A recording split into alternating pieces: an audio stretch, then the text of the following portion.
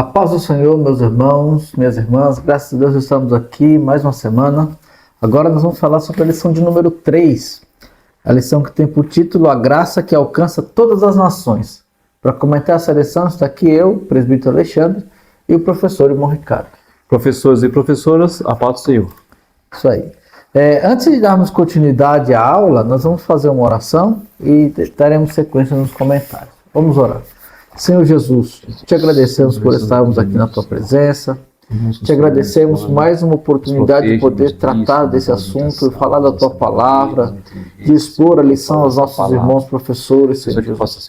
Que o Senhor possa colocar as tuas mãos sobre nós, nos dê tua graça, Pai. É o que nós te pedimos. Em nome de Jesus, nos ajude. Amém. Bom, Ricardo, queria pedir para o irmão fazer a leitura do textuário da verdade prática. Vamos lá. O textuário se encontra em Efésios capítulo 2 e versículo 8. Porque pela graça sois salvos por meio da fé. Isso não vem de vós, é dom de Deus. A verdade prática é pela graça que somos alcançados, perdoados e reconciliados com Deus. Isso. Aí nós temos aqui, irmãos, a nossa leitura bíblica em classe, que ela se encontra em Atos capítulo 15, versículos 1 ao 5, versículos 28, 29 e depois do 36 ao 39. No plano de aula eu quero destacar apenas os nossos objetivos, o objetivo da lição. Então no ponto 1 nós temos analisar com a classe como a graça sustenta a unidade da igreja em Atos capítulo 15. 2. Examinar biblicamente a salvação pela graça como oferta universal em Cristo. E 3. Incentivar a busca constante do trono da graça. São nossos 3 objetivos aqui dessa semana. Bom, Ricardo, eu queria que o irmão fizesse um breve comentário da introdução, antes de nós entrarmos aqui na lição. Vamos lá. Professores e professoras, esse trimestre a gente estaremos falando aí sobre mais a continuidade de Atos, né, mano? Vamos falar, vamos contar as histórias do livro de Atos. E Atos, ela conta um pouco aí da história da igreja primitiva, né, bem no comecinho aí, e as viagens de Paulo, né, os desafios do apóstolo Paulo. E nessa introdução, o comentarista fala que a expansão do evangelho entre os gentios trouxe grande alegria à igreja, mas também revelou um dos primeiros desafios doutrinários do cristianismo. O que eu acho interessante aqui, professores e professoras, que desde o começo, porque eles estão falando, contando uma história aqui de 2000 anos praticamente, né? Quer dizer, os desafios sempre existiram em nosso meio, nem nunca vão parar de existir. Sempre vai acontecer doutrinas novas, heresias que vão surgindo. Então as heresias vão surgir no nosso meio e cabe cada um atualizando, cabe a cada um, né, ter o respaldo bíblico, né, consultar os seus pastores, os próprios pastores também, né, nos atualizar, né? Então isso é muito importante para os dias atuais. Não foi só na época de Paulo, mas para a gente também ficarmos de olho também na nossa era também, né, nesse tempo que nós vivemos atual, né? Isso aí. Entrando no ponto 1, irmão, nós temos aqui quando a graça preserva a unidade da igreja, e aí nós temos 4 itens. O primeiro é o Concílio de Jerusalém, o segundo, o relatório de Pedro, o terceiro, o relatório de Paulo e Barnabé, e o quarto é o discurso de Tiago. Pensando aqui no primeiro, sobre esse Concílio de Jerusalém, o irmão Ricardo já deu uma adiantada aqui na introdução, sobre essa questão doutrinária do início da igreja. Aqui é mais questão de conhecimento, para os irmãos professores aí terem uma ideia, alguns eu sei que já sabem disso, mas só para a gente introduzirmos nossa lição e deixarmos isso bem claro, o cristianismo ele nasce do judaísmo. Jesus ele vem como judeu, ele escolhe 12 discípulos, esses 12 discípulos são judeus. A princípio Jesus não tira ninguém do judaísmo, ele se mantém judeu, ele se mantém cumpridor da lei, e inclusive um ponto extremamente importante é que ele se coloca, e aí eu vou colocar nesse sentido, pensando no ensino aqui, Jesus ele traz a mensagem de que ele é a verdadeira interpretação da lei, né? Ele traz a verdadeira interpretação da lei, e essa interpretação da lei diverge dos fariseus, diverge dos saduceus, diverge dos grupos religiosos do judaísmo da época. Então, nesse meio, Jesus se coloca como mais um grupo de interpretação da lei. E o cristianismo surge como se fosse também judaísmo. E por que isso é importante? Nós estamos estudando nesse trimestre a graça, como a graça alcançou os gentios. E a igreja de Antioquia foi uma primeira igreja onde essa questão, se ser judeu ou não fez diferença. Porque os irmãos, alguns chegaram ali em Antioquia e começaram a pregar o evangelho para os gregos, para todos, e de forma que o evangelho atingiu. Então a igreja de Antioquia ficou uma igreja, podemos dizer assim, diversa. Né, irmão Ricardo? Sim. A igreja de Antioquia era uma igreja que tinha de todas as nações, daqueles que habitavam em Antioquia. Então ali tinha de falar que tinha os gregos, tinha próprias pessoas de Antioquia, da Síria, que não eram judeus, que não tinham nacionalidade hebraica, né? Então isso trouxe essa diversificação. Paulo, ele vai fazer a sua viagem missionária. Quando ele volta, e ele continua ali com Barnabé, ensinando e pregando, e nesse momento a gente vê que alguns judeus, alguns cristãos, fariseus, cumpridores da lei, tomaram uma decisão de falar: nós precisamos ir lá em Antioquia, fazer uma visita para os irmãos e mostrar para eles que eles têm que cumprir lei. Basicamente foi isso que aconteceu. E os irmãos, eles não tiveram autorização dos apóstolos, eles não pediram aprovação ou autorização dos líderes de Jerusalém, eles simplesmente decidiram: vamos lá. E quando chegaram lá, começaram a falar: não, os irmãos gentios aí precisam se circuncidar, os irmãos gentios precisam cumprir a lei de Moisés, e assim por diante. E desse embate surge essa questão do Concílio de Jerusalém, que aí foi realizado entre 48 e 50 depois de Cristo. E um ponto importante desse Concílio de Jerusalém Paulo, ele poderia muito bem debater e falar: não, é assim que eu quero e é assim, pronto, mas não.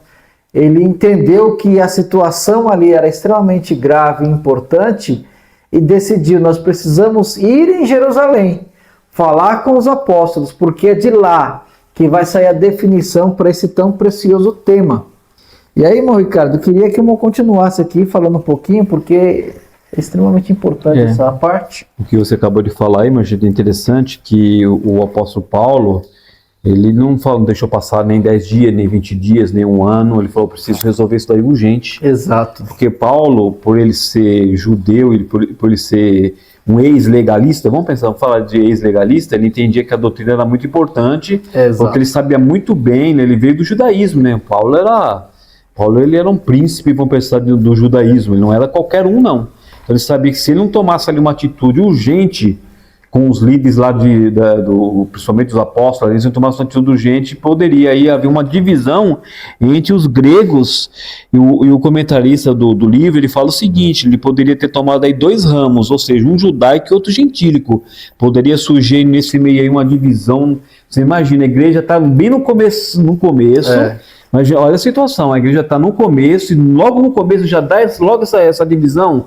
Não tinha condições, né? Então ele foi muito rápido, né? Eu creio também, é uma estratégia do apóstolo Paulo ter ido lá conversar com ele, mas também aí a parte do Espírito Santo, né, Marchando, que usou Paulo, que deu aquela inteligência, que normalmente, professor, nós achamos que somos nós, e na verdade, muitas vezes a inteligência de um líder vem do Espírito Santo. O Espírito Santo dá aquele toque: vai lá, vai resolver isso daí. Só que alguém fala assim: mas e onde entra o homem?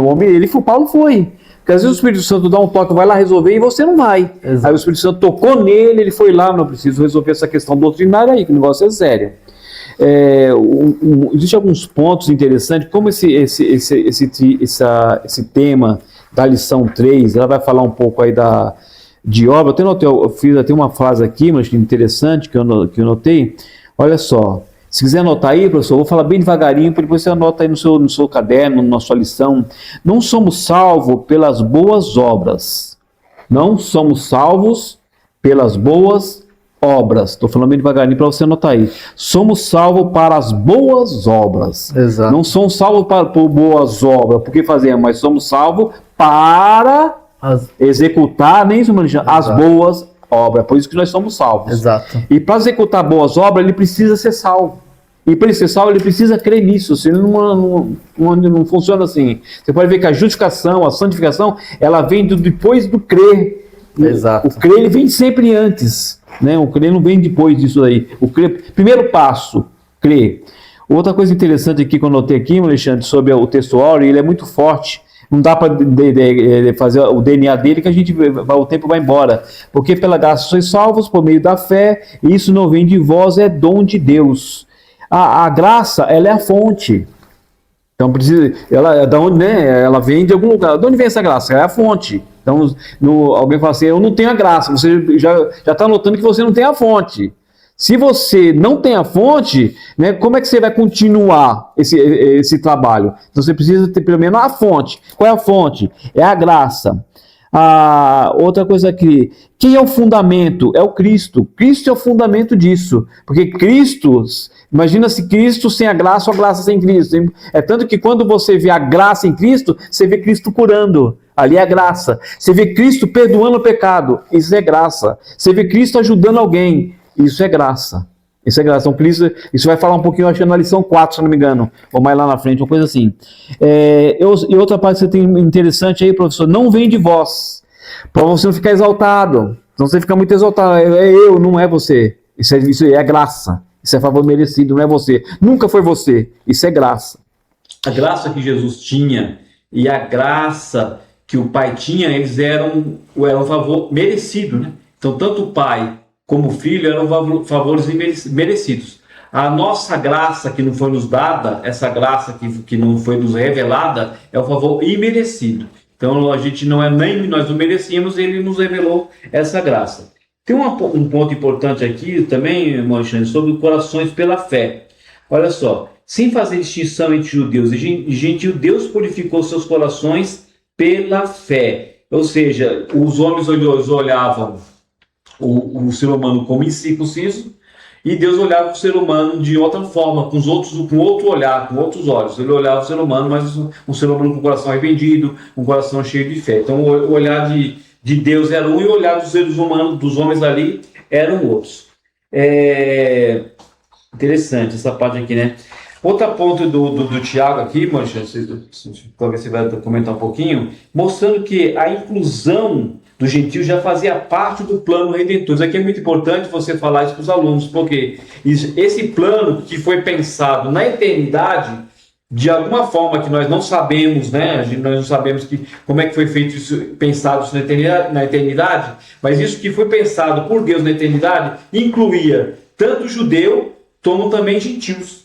Então, dentro da salvação, tanto o judeu, que é da promessa, que é o povo da aliança, também fazia parte também os gentios de alguma forma. E de alguma forma aconteceu isso, né? Eles também foram alcançados. Só que o que acontece? Como Deus tem pessoas especiais, pessoas específicas, Deus escolheu Paulo, porque Paulo tinha uma facilidade enorme de tratar assuntos espirituais, ele também tinha muita revelação para cuidar dos gentios. Os outros não, eles não tinham muita diferença. Eles poderiam até cuidar do gentio, mas quem tinha a maior facilidade era o apóstolo Paulo. Então Deus, ele sabe usar quem ele quer usar, então ele vai trabalhar com essa pessoa específica. Então a pessoa específica para trabalhar com os gentios naquela época era o apóstolo Paulo. É importante isso que o irmão está falando, porque esse momento da igreja, nós já comentamos um pouquinho disso, mas se a decisão não é tomada da forma correta e se pende para o lado do judaísmo, ou seja, nós teremos um problema. O evangelho não se estenderia para os gentios, mas eles tiveram a interpretação de Deus, a interpretação correta. E o irmão colocou muito bem no discurso do Tiago, porque dado o relatório de Pedro, onde Pedro coloca a experiência que ele teve principalmente na casa de Cornélio, um romano, e o Espírito Santo desceu sobre eles trazendo salvação. Ele coloca, eles foram salvos porque creram. Paulo, ele vai também contar suas experiências que ele teve ao longo de suas viagens, da primeira viagem missionária. Então ele também vai colocar como os gentios se abriram o coração e creram na salvação, e o resultado da salvação agiu na vida deles. Então isso foi argumentos contra os argumentos dos fariseus, que estavam extremamente ligados simplesmente à tradição. Eles não tinham uma argumentação bíblica para dizer, olha, os homens, os gentios têm que guardar a lei, porque não. Eles simplesmente, a sua cultura diziam, e como o judaísmo, o cristianismo estava naquele meio do cristianismo, como nós já comentamos, isso favoreceu eles a levar essa questão simplesmente cultural. Mas Tiago, quando ele se pôs de pé para colocar e dizer, não, nós não podemos seguir esse caminho, ele entendeu, principalmente pelo relatório de Pedro, pelo relatório de Paulo. Ele falou, inclusive nós judeus, nós estamos aqui, nós não somos salvos pelas obras que nós fizemos. Bom, colocou um pouquinho disso aqui. Nós somos salvos pelo que nós cremos em Cristo. Então não deve se colocar esse jugo sobre os gentios. E aí ele vai falar sobre, cabe aos gentios cuidar para não serem idólatras, fugirem da idolatria, da imoralidade sexual, da carne sufocada e sangue. Então essa foi a decisão. E é importante que ele fale assim, pareceu bem a nós, né, apóstolos, os líderes, anciãos e ao Espírito Santo. Então a decisão também aqui é de Deus. Deus colocou as mãos para que as coisas aqui acontecessem e seguisse o caminho bíblico. E uma coisa que eu não posso falar, Tiago ele remete a uma passagem de Amós 9, 11, 12, para provar. Nós não estamos inventando que os gentios vão ser salvos, ou eles podem ser salvos. Não. Isso está de acordo com o plano divino. Então é algo extremamente importante. E aí, Marcado, não sei se você não quer colocar mais alguns itens aqui, mais alguma coisa? Forte aqui que é profética, né? É profética. É interessante que você ressaltou, irmão Alexandre, e professores e professoras, que eles não deixaram eles sem lei. Vocês vão observar, é o que você falou, eles vão observar, ó, tem umas coisas que vocês precisam fazer. Sai da idolatria, da imoralidade sexual e outras coisas, né? Eles não deixaram, mas a parte da incircuncisão eles falaram, não é assim não. Eles fizeram essa reunião, todos aceitaram, né, e concordaram e começaram a pregar sua doutrina. Mas não pense que aqueles camaradas que estavam levantando a doutrina desistiram, não, viu? Ninguém desiste assim fácil. Eles simplesmente não tiveram mais uma voz ativa, né? Provavelmente ou aceitava ou tá fora. Então, já que você não aceita a doutrina, então você vai para lá que a gente vai continuar pregando aqui. Então você vai embora, vai pregar em outro lugar. Mas não pense que deixar de pregar em outro lugar não é nada disso. É tanto que existem seitas e heresias hoje no mundo de diversas, né? Acho que ninguém mais sabe computar isso daí mais de tanta heresia e seita que existe no mundo hoje. E é importante, irmão, falar isso. Irmãos, aqui eu entendo que o alvo da lição é mostrar que a igreja concluiu, os líderes decidiram, concluíram, tiveram a direção do Espírito Santo para que a graça de Deus, a salvação fosse pela graça, e aos gentios fossem também salvos pela graça, e eles tinham que cumprir o que tinham que cumprir. Ponto. Mas é importante mostrar isso, que assim, nós comentamos no início aqui, Paulo, ele foi para Jerusalém para tomar essa decisão. Ele não tomou essa decisão sozinho. Ele não foi arbitrário, mas ele entendeu que existe uma liderança que eu preciso ir lá e ver. E nós estamos vivendo um momento hoje, que é o que o Ricardo falou, em que as pessoas tomam decisões, decidem um texto bíblico, interpretam um texto bíblico, vão para a internet, colocam a sua interpretação e o tom que eles usam é assim, olha, deixem a sua igreja, a sua liderança, porque eles estão te ensinando errado. Mas note que os apóstolos seguiram a liderança. E não simplesmente voltaram para casa, lá para Antioquia e seguiram a vida normal, não. Os apóstolos falaram, não, é importante que a gente mande 2 representantes nossos Nós temos a nossa carta, ou seja, a autoridade apostólica dos líderes de Jerusalém, eles foram com os apóstolos para dizer, olha, alegrem-se, irmãos cristãos, gentios, porque os gentios também receberam a salvação, e está aqui a nossa conclusão. Então, irmãos, utilize esse momento também da lição para mostrar para os alunos que eles não devem ficar presos a ensinos doutrinários ou a ensinos da internet aí e tomar aquilo como verdade, porque a verdade é a Bíblia. E, querendo ou não, a forma de se traduzir, de se interpretar, é também um pouco o que nós vivemos, a tradição que nós aprendemos, e olhar todo o contexto bíblico. Alguém olha sempre uma chavinha, mas vamos olhar todo o contexto bíblico, pessoas que conhecem Bíblia, que estudam Bíblia e que nos ensinam a verdade, a palavra de Deus. Pastor Silas, quando ele ensina alguma coisa, nós sabemos, aprendeu do pastor Sebastião, que aprendeu de outros homens que fundaram a Assembleia de Deus, que foram grandes líderes e que tem uma firmeza espiritual para nós. Isso tem que ser muito respeitado entre nós e seguido. Isso. Não é isso, irmão Ricardo? Interessante também, o Alexandre vai deixar bem claro que, como essa live agora ela está no YouTube, né? Agora ela não tem mais, ela está livre agora, né? Exato. Não é só professor ou professora que está ouvindo essa live.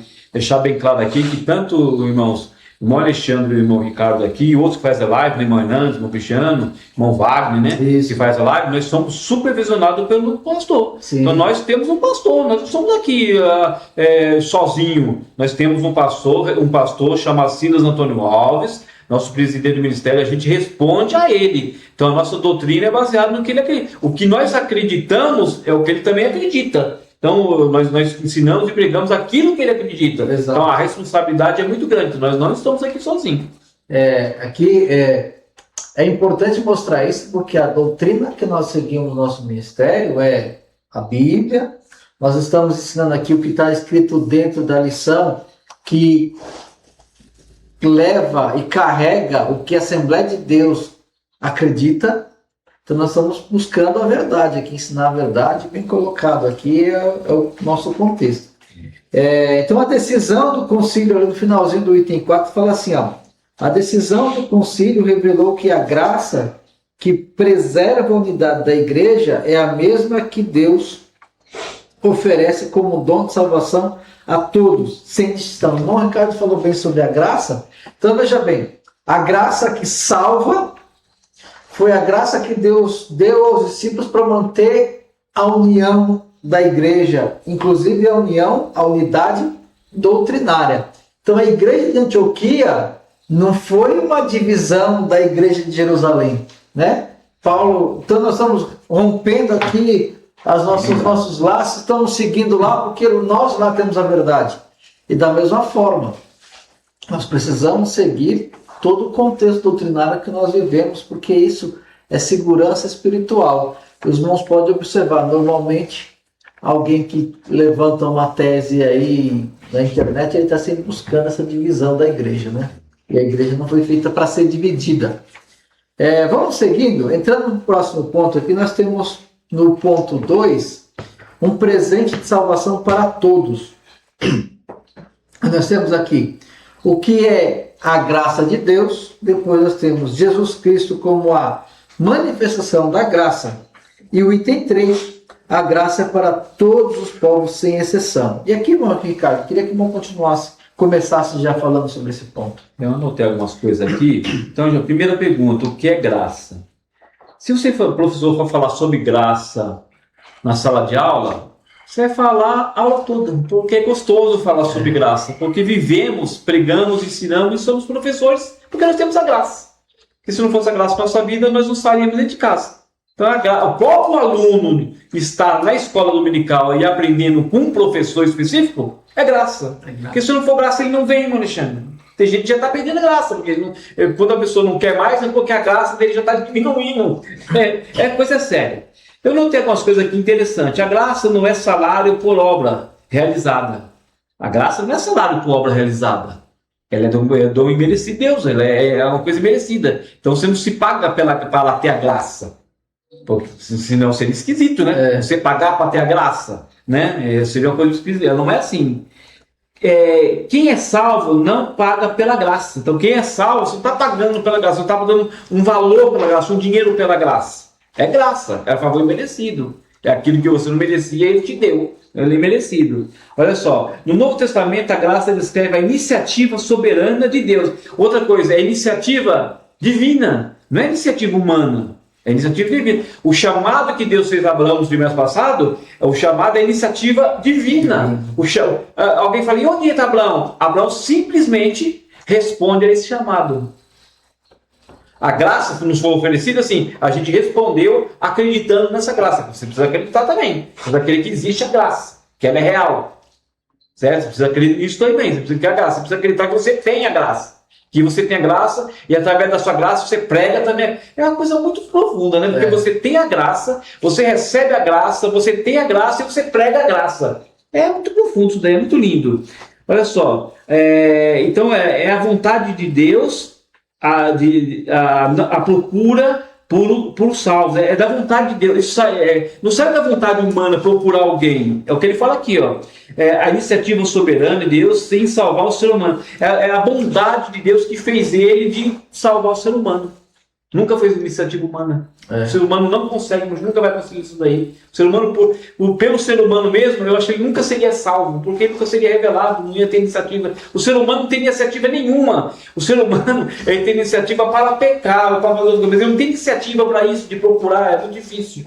Né, é tanto que é tão difícil, você pode ver que são poucos que procuram Deus mesmo de verdade, eu quero ter aquele relacionamento, aquela profundidade. São poucos, não são todos. Mas são poucos. Mas tem. O importante é isso. Por causa da graça, tem, mas é por causa da graça. Então, isso daí é divino. Até a procura por Deus, ela é divina. Não consegue se procurar. Interessante, né? Muito bom isso aqui. Cristo como a manifestação da graça, a graça alcança sua plena expressão na pessoa e na obra de Jesus Cristo. Alguém pergunta, Cristo humano tinha graça? Tinha. Você não faria também, não tinha como. Então a graça acompanhava ele aonde ele ia. É tanto que, para provar isso, para alguém não ficar falando, aonde Jesus andava tinha multidões que acompanhavam.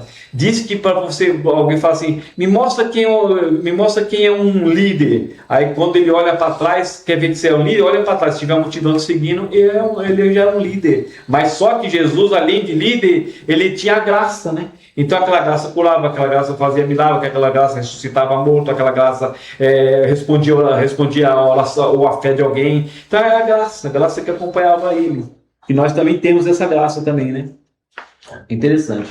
E é importante, como eu falou, porque aí no item 2 que eu falar que Jesus como a manifestação da graça, Cristo, ele é a maior expressão da graça de Deus. Eu vou colocar tudo isso aí, e muito bem explicado. Eu tentei explicar a graça assim. Graça é a disponibilidade de Deus em se comunicar com o homem. Por quê? A nossa salvação só foi possível porque Jesus veio e nos deu essa graça. Morreu na cruz por nós. Então a graça em Cristo, ela não apenas perdoa, mas justifica, transforma e nos conduz para uma vida santa e piedosa. Sem a graça de Deus, até essa vida santa e piedosa, ela é impossível para nós. A nossa salvação, ela só é possível porque nós aceitamos Jesus, e até essa nossa decisão de aceitar Jesus, há uma manifestação da graça de Deus. Então a graça de Deus é esse poder, é essa disponibilidade que Deus tem ao homem de poder ouvi-lo, de poder aceitar uma decisão dele, de poder envolvê-lo e fazer com que esse ser humano o aceite como Salvador, aceite o perdão dos seus pecados. Então isso é graça. Jesus deixou isso muito claro quando ele estava aqui caminhando. As pessoas não mereciam, mas quando chegavam nele, eu vou tocar nele. Então a manifestação da graça, né? Você está salvo, a tua fé te salvou, é a manifestação da graça de Deus. A graça de Deus é algo muito sublime. E como nós vimos no anterior, nós seres humanos, os teólogos, nós damos muito nome à graça, né? Então, graça salvífica, graça graça precedente, graça preveniente, graça comum. Então, os teólogos vão criando um monte de nome para designar a graça de Deus em algum momento quando ele está operando na vida do ser humano. Mas no final das contas a graça é única. A graça é essa disponibilidade de Deus em se comunicar com o homem. Tudo que nós temos de Deus, não merecemos nada, mas Deus nos deu. Não é isso, Ricardo? Então tem uma pergunta, se o professor quiser anotar, vou falar até devagarinho, se quiser trabalhar com aluno, importante. Dentro desse contexto aí do segundo tópico aí, né? Um presente da salvação para todos. Olha só, estou vivendo em comunhão com aquele em que a graça se manifestou? Estou vivendo em comunhão com aquele que a graça se manifestou? Esse que a graça se manifestou em Jesus. Estou vivendo em comunhão? É uma pergunta, né? É uma reflexão. Aí você anota aí, se quiser trabalhar. No final das contas, a conclusão, né? É o ponto 3 que vai falar sobre a graça para todos os povos. E aí essa pergunta do irmão é literalmente, será que eu estou participando disso mesmo? E aí quando o irmão falou, quando alguém decide não querer mais ir para a escola dominical, será que essa graça está se manifestando na vida dele da forma que deveria manifestar? Porque esse item 3, quando ele fala que a graça é para todos os povos sem exceção, isso é o que ficou claro na decisão da igreja. Por isso que essa decisão ela foi de extrema importância. Pensa que hoje, ao longo da história, os homens foram sempre criando definições, tentando colocar coisas, até impondo, em alguns momentos, a lei sobre os cristãos. Só que esse texto, esse momento da igreja, ficou muito claro e definido que nós somos salvos pela graça. É a graça de Deus que nos salva. E aí ele fala o seguinte: o Concílio de Jerusalém confirmou que a salvação não exige a observância da lei mosaica, sendo oferecida igualmente a judeus e gentios pela graça mediante a fé.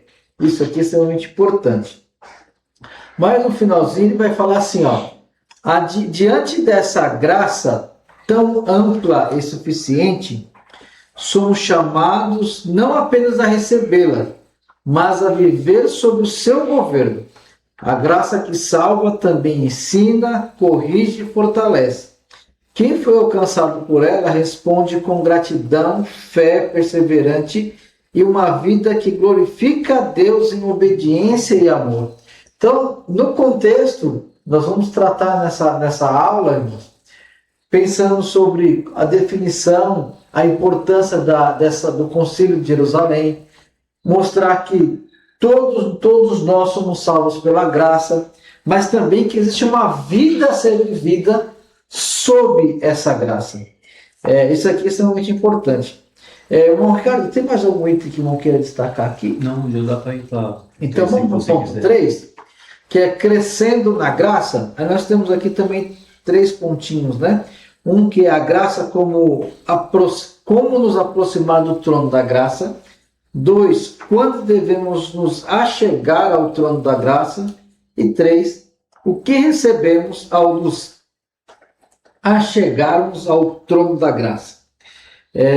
Isso aqui é importante, né? Porque dizer, o que é o trono da graça, né? Onde está escrito isso? O que é o trono da graça? Bom, Ricardo, eu queria que você também começasse aqui comentando um pouquinho desse ponto. O interessante aqui, irmão Alexandre, o próprio tempo está dizendo, crescendo na graça. Porque tem pessoas que eles param, né? Eles se paralisam, tá bom para mim. A gente não... Até os que estão bem, ele precisa continuar a estar bem. Essa é a ideia, né? Eu acho que até os que estão bem, né, os que começaram, tem que ir até o fim, tem que perseverar. É tanto que quando você lê aquela carta, acho que Apocalipse 1 ou 2, né? Que ele fala da igreja, quem fez seu fiel, quem perseverar até o fim e tal, né? Aí ele conta algumas coisas que ele achou que estava errado lá, outras que estava certo, mas sempre exige um presente, né? Para quem chegar, para quem chegar aí até o fim. Não é fácil. A perseverança. Mas eu notei algumas coisas aqui, que o cliente espiritual, crescendo espiritualmente, tá? Não estou falando, aqui não é financeiro, aqui é crescer espiritualmente. Conhecer mais profundamente Cristo. Tem gente que ele está nem aí para isso. Tem gente que toma a Santa Ceia ou a ceia, ele toma a ceia, ele tem a capacidade, irmão Alexandre, de tomar a ceia mexendo no celular. Ele não reflete aquele momento, sabe aquele momento, aquela hora ali? O que é aquilo? Ele não reflete. Então precisa, irmão, rever os seus conceitos, né? Se aprofundar um pouquinho, né, no que ele está fazendo ali. Compreender melhor a graça. Mas como é que eu vou compreender melhor a graça se eu não presto atenção nesses mínimos detalhes, no dia da ceia? Então, como é que eu vou compreender a graça? Eu preciso compreender a graça. O que ela fez em mim? O que ela me transformou em quê? Quem eu sou hoje? Eu preciso, isso é graça, eu preciso compreender essas coisas. Certo?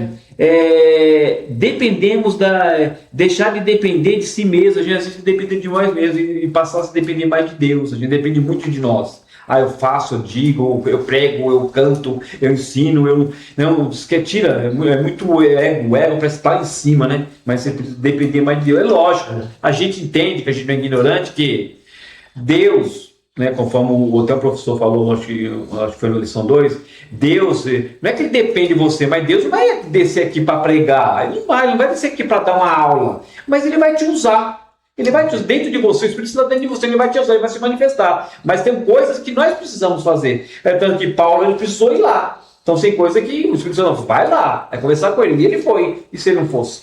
Né? Então tem coisa que não é só, tem que pensar nessas coisas aí. Deixa eu ver se eu anotei mais alguma coisa aqui. Resistir ao pecado, tem que tomar muito cuidado com esse negócio chamado pecado aí. Perseverar na fé, fala um pouquinho, né? O Paulo falou um pouco sobre isso daí. Você está perseverando na fé, tem gente que desiste, não persevera, né?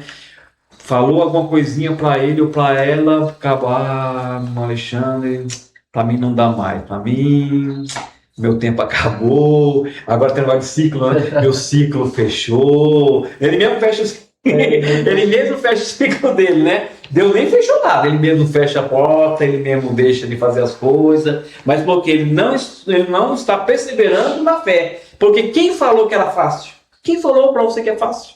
Quem falou mentiu. Não existe fácil para ninguém, isso é fácil. Jesus falou, esse mundo tereis aflições, mas ter bom ânimo. Esse bom ânimo é perseverar na fé, porque não é fácil mesmo. E outras coisas que ele vai anotando aqui, mas então são coisas que eu anotei aqui para ajudar a gente. Essa parte também, imagina, do tempo oportuno, ele é bom porque ele é o tempo apropriado, né? É o tempo chamado hoje, é o tempo chamado agora, é o tempo, né? Tem uma oportunidade, esteja ali, olha só. Isso significa que o auxílio divino está sempre disponível no momento exato da necessidade. Esse auxílio, ele não vai vir na hora que você não precisa, ele vem na hora que você precisa. Porque na hora que você não precisa, e para que auxílio? Mas quando você está precisando, mas para isso você precisa também ter um relacionamento, ter um contato, né? Você precisa prestar mais atenção nas coisas.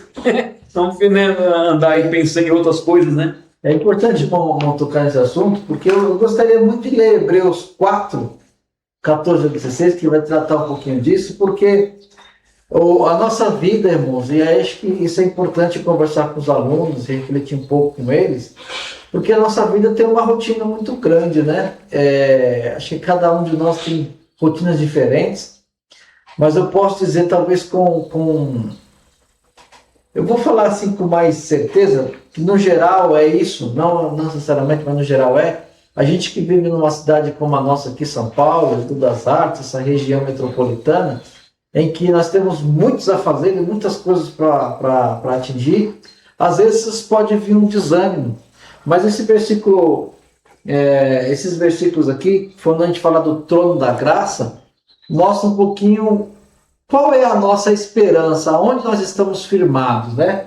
Porque ele diz assim, o versículo 14 diante diz assim, ó, visto que temos um grande sumo sacerdote, Jesus, Filho de Deus, que penetrou nos céus, retenhamos firmemente a nossa confissão, porque não temos um sumo sacerdote que não possa compadecer-se das nossas fraquezas, porém um que, como nós, em tudo foi tentado e sem pecado. Cheguemos, pois, com confiança ao trono da graça, para que possamos alcançar misericórdia e achar graça a fim de sermos ajudados em tempo oportuno. E eu queria destacar essa palavra, cheguemos. Porque a palavra cheguemos, ela traz uma ação que tem que ser nossa. O Ricardo tocou nesse assunto. Não adianta eu falar assim, nossa, eu estou cansado, estou devagar, eu estou ruim. E aí eu continuo em casa, normal, fazendo minhas atividades que são minhas, olhando meu celular, lendo os livros que eu gosto, mas qual é o momento que eu cheguei diante do trono da graça? Para buscar ajuda em tempo oportuno. Que eu dobrei o meu joelho, que eu busquei orar ao Senhor. Então, a lição, ela também está nos mostrando isso, que a graça, ela foi expandida a todos os homens, e nós aceitamos a graça. Veja bem, além da graça, ela atingir todos os homens, nós, quando aceitamos Jesus, nós entramos na graça, e a graça entrou em nós. Então, existe um trono, existe um local de autoridade, em que nós podemos entrar e buscarmos a Cristo, e buscarmos a Deus, e acharmos a misericórdia dele para nos ajudar, para nos dar tempo, enquanto a vida, enquanto há um pouquinho de força, enquanto há um pouquinho de azeite, cheguemos com confiança ao trono da graça e buscarmos ajuda em tempo oportuno, porque senão nós vamos desistir, e aí a gente pergunta, mas por que eu desisti? Às vezes as pessoas não sabem nem dizer, mas porque não chegou no tempo da graça. E nós temos esse item 3, irmão Ricardo. Não sei se no item 3 não tem algum ponto específico aí. Eu vou entrar no trabalho nesse item 3 aqui, o que recebemos, nós chegamos ao trono da graça. Então, eu vou trabalhar com a aplicação pessoal aqui rapidinho, tá? Uhum. Olha só, então a doutrina da graça destrói tanto o orgulho quanto o desespero. Então, separa o orgulho e o desespero. Uma coisa é o orgulho, outra coisa é o desespero. Então, vamos ver o que ela fala aqui, o que essa doutrina da graça que Paulo acreditava, que Jesus também se expressava em Cristo, né? E provavelmente essa graça ela andava assim, né? Um pouco assim, né? Vamos dizer assim, não abertamente, mas ela também andou ali pelo Antigo Testamento, porque a gente viu umas coisas ali que é muito forte ali. Então, vamos lá. Ela destrói o orgulho porque ninguém pode dizer eu mereci ser salvo. Então já destrói o orgulho aí. Tem gente que fala, eu mesmo, você não merece não. Qualquer pessoa que chegar até você, um aluno fala assim, eu mereço. Ninguém merece ser salvo, é salvo pela graça. Ninguém merece. Então já destrói aí o orgulho. Ela destrói o desespero porque ninguém precisa dizer sou pecador demais para ser salvo. Ninguém pode fazer, não. Ah, irmão, você não tem como você. Não, irmão, você não é pecador demais para ser salvo, não, porque todos os pecados são da glória de Deus. Então todos têm o mesmo grau de. Uns são o mesmo grau de pecado que um tem, outro tem. E mesmo se tivesse um mais, outro menos, não tem jeito, porque a gente herdou de Adão. Não tem como você fugir disso. Então, olha só, anotaram aí, professor, vou ler de novo. Doutrina da graça destrói tanto o orgulho quanto o desespero. O orgulho, porque eu mereci ser salvo. Então ninguém pode dizer, eu mereci ser salvo. Você não merece nada. É salvo pela graça. Destrói o desespero, porque ninguém precisa dizer, sou pecador demais para ser salvo. Então se você é o que você é, e se você está firme, glorifica a Deus. Toma cuidado para não cair também, né? Vigia para não cair, mas continua na graça e Deus vai sempre te abençoar. E fale isso ao aluno, né? Converse com o aluno sobre a graça. É muito importante. E concluindo aqui, irmãos, nesse ponto 3, ele fala assim, ó, assim toda a vida cristã depende dessa graça, desde a salvação até o crescimento contínuo. E ele continua, que aí Deus comunica, que é o que eu falei nessa disponibilidade de Deus comunica sua graça por alguns meios espirituais que foram ordenados na palavra, né? Que é a própria palavra, a pregação do evangelho, a oração, o jejum, a adoração, a plenitude do Espírito Santo, a comunhão à mesa do Senhor. Tudo isso são meios que Deus se comunica conosco, é a manifestação da graça na nossa vida. Porque quando o escritor aos Hebreus diz que aquele importa, que aquele que busque a Deus creia que Ele existe, que Ele é galardoador, E às vezes a gente pensa assim, parece simples, mas você dobrar o seu joelho, seja no seu quarto, seja numa sala, numa cozinha, onde você tem disponibilidade. Você não tem uma imagem diante de você. Você simplesmente fecha seu olho e você acredita que o Deus do universo, nosso Criador, o nosso Salvador, Ele está ali, a partir daquele momento que você dobrou seu joelho e começou a orar, Ele está ali do seu lado te ouvindo. Irmãos, isso é a maior expressão da graça de Deus. E isso que nos faz fortes. E mais do que complementando, né, ao dobrar nossos joelhos, nós estamos diante do trono da graça. Essa é a graça. Isso é o que nós temos que passar aos nossos alunos para que nós possamos continuar firmes. Meus irmãos, minhas irmãs, que Deus abençoe em nome de Jesus. E agradeço por você chegar até esse final do vídeo aqui conosco. Deus abençoe.